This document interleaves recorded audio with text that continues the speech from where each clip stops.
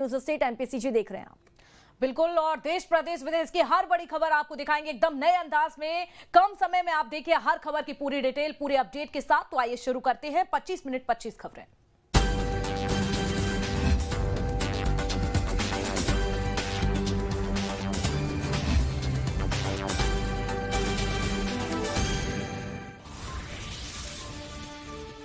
रायपुर में नगरीय निकाय चुनाव में बदलाव किया गया है, जिससे मेयर चुनाव प्रत्यक्ष प्रणाली से होंगे, जिसके तहत अब जनता सीधे तौर से नगर निगम महापौर को चुनेगी।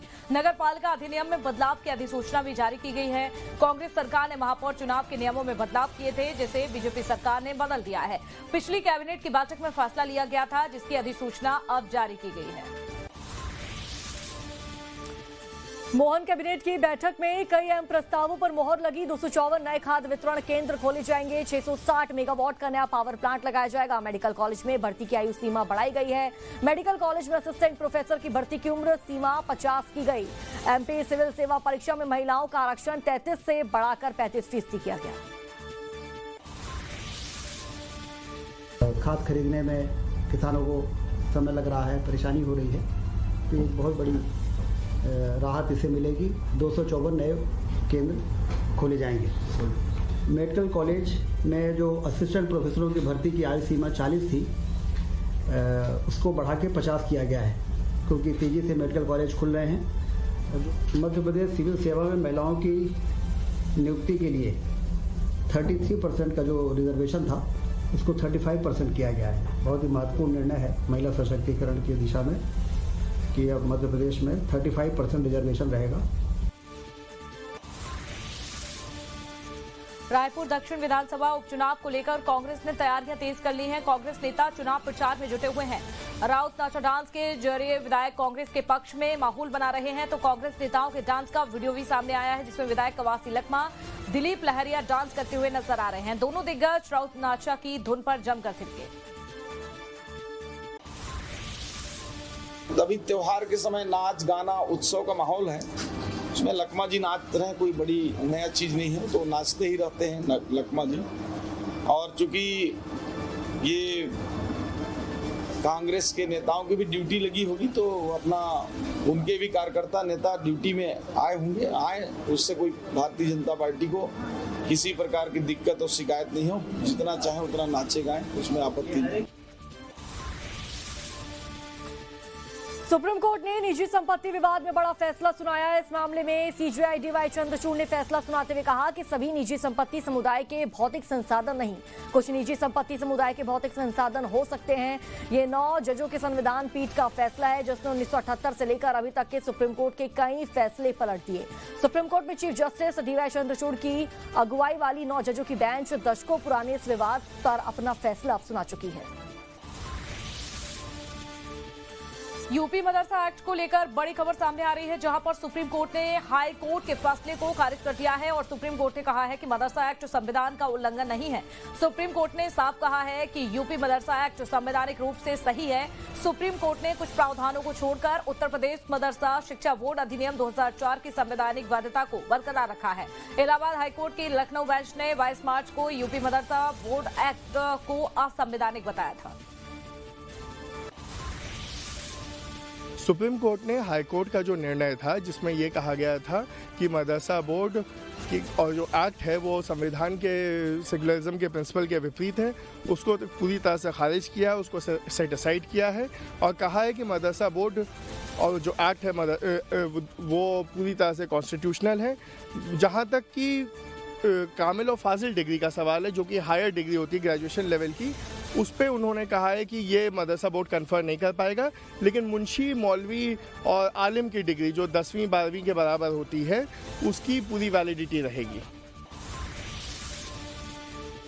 उत्तर प्रदेश में डीजीपी की तैनाती लंबे समय से केंद्र और उत्तर प्रदेश सरकार के बीच विवाद का विषय बनती रही है। 1 जुलाई 2021 को डीओपीटी की संस्तुति के बाद 1978 बैच के आईपीएस मुकुल गोयल को डीजीपी बनाया गया था, लेकिन 10 महीने बाद ही 11 मई 2022 को मुकुल गोयल को उनके शिथिल पर्यवेक्षण के आधार पर उत्तर प्रदेश सरकार ने पद से हटा दिया था और डीजीपी से डीजी डिफेंस बना दिया था।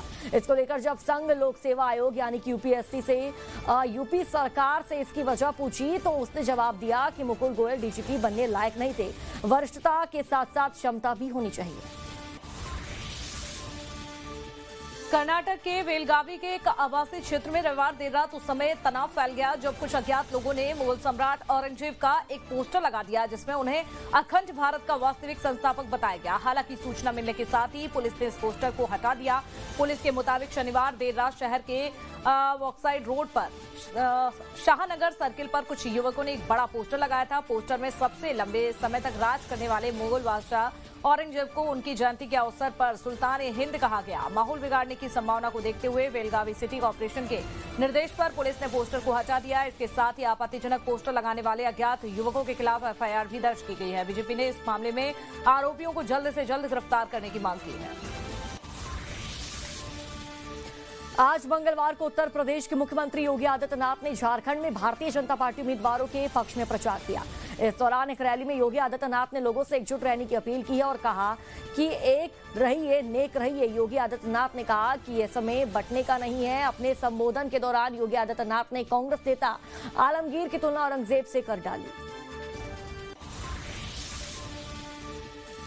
महाराष्ट्र में विधानसभा चुनाव की वोटिंग से पहले एनसीपी के संस्थापक शरद पवार ने चुनावी राजनीति में संन्यास के संकेत दिए हैं। शरद पवार ने कहा है कि अब वे चुनाव नहीं लड़ेंगे। हालांकि पार्टी संगठन का काम देखते रहेंगे, यानी कि एनसीपी एसपी चीफ के पद पर काम करते रहेंगे। 84 साल के शरद पवार ने बारामती में मंगलवार को कहा कि कहीं तो रुकना ही पड़ेगा। मुझे अब चुनाव नहीं लड़ना है, अब नए लोगों को आगे आना चाहिए।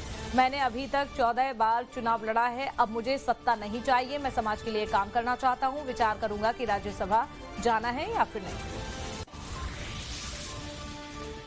बॉलीवुड सुपरस्टार सलमान खान कुख्यात गैंगस्टर लॉरेंस बिश्नोई की धमकी के बाद से लगातार खबरों में है। कुछ वक्त पहले एक युवक ने गैंगस्टर लॉरेंस बिश्नोई के नाम पर सलमान खान को धमकी दी थी। इसके साथ ही उसने 5 करोड़ रुपए की फिरौती भी मांगी थी। इस युवक को पुलिस ने जमशेदपुर से गिरफ्तार किया था। अब एक बार फिर से सलमान खान को लॉरेंस बिश्नोई के नाम पर धमकी दी गई है। एक बार फिर से धमकी के साथ 5 करोड़ रुपए की फिरौती की मांग की गई है। धमकी देने वाले ने दावा किया है कि वो लॉरेंस बिश्नोई का भाई है। जानकारी के अनुसार पुलिस ने बताया कि मुंबई पुलिस की ट्रैफिक कंट्रोल को लॉरेंस बिश्नोई के नाम से धमकी भरा मैसेज मिला है।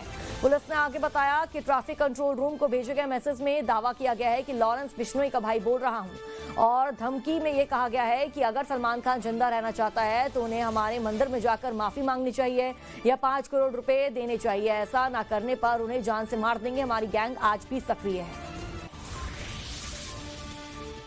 एनसीपी नेता बाबा सिद्दीकी की हत्या की जांच कर रही मुंबई पुलिस ने कहा है कि अपराध को अंजाम देने के लिए इस्तेमाल किए गए हथियार राजस्थान से आए हुए थे। मुंबई क्राइम ब्रांच ने संदिग्धों का पता लगाने के लिए महाराष्ट्र के बाहर 5 टीमों को तैनात किया और इसके अतिरिक्त टीमें हरियाणा में जिशान की सक्रिय रूप से तलाश भी कर रही हैं, जिसकी पहचान हत्या के कथित मास्टरमाइंड के रूप में की गई है। इस बीच मुंबई क्राइम ब्रांच ने मामले के एक और आरोपी रूपेश के पुणे स्थित घर से बाबा सिद्दीकी की हत्या में